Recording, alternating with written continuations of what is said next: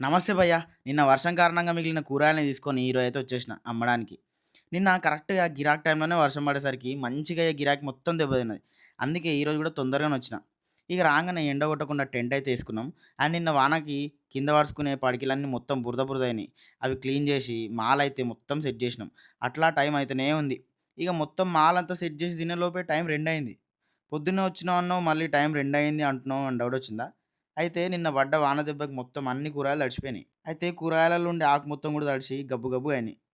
అందుకే అవన్నీ మొత్తం క్లీన్ చేసి, ఏరి, సెట్ చేసేలోపే టైం అయితే 2 అయింది. ఇక అట్లా కొంచెం తినేసి దందమే కూసున్నాం. గిరాకైతే ఏమొస్తలేదు. చూస్తూనే ఉన్నాం. అయినా సరే గిరాకైతే రావట్లే.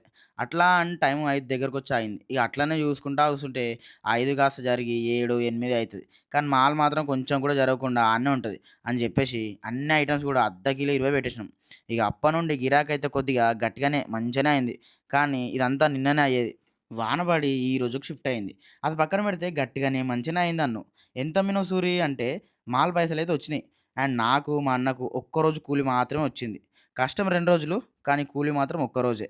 అండ్ మొత్తం మాల్ అయితే అయిపోలేదు. ఉన్న ఐటెమ్స్‌ల ప్రతీది గూడా అట్లనే కొన్ని కొన్ని మిలిగినయి అన్నీ. మరి మిలిగిన కూరగాయలన్నీ రేపు తీసుకుపోయి రేపటి మార్కెట్‌ల కుప్పలు పెట్టైనా సరే, ఎట్లనో అట్లా అమ్మే ప్రయత్నం అయితే చేస్తా. రేపటి వీడియోలో మళ్ళీ కలుస్తా. అండ్ నిన్న బోయినపల్లి గురించి ఒక లాంగ్ వీడియో చేసిన. ఎవరైనా చూడకపోతే పోయి చూడుండి. నచ్చితే లైక్ చేయండి. ఏమైనా డౌట్‌లు, సజెషన్స్ ఉంటే కామెంట్‌లో చెప్పుండి. బాయ్. చాలు చాలు చాలు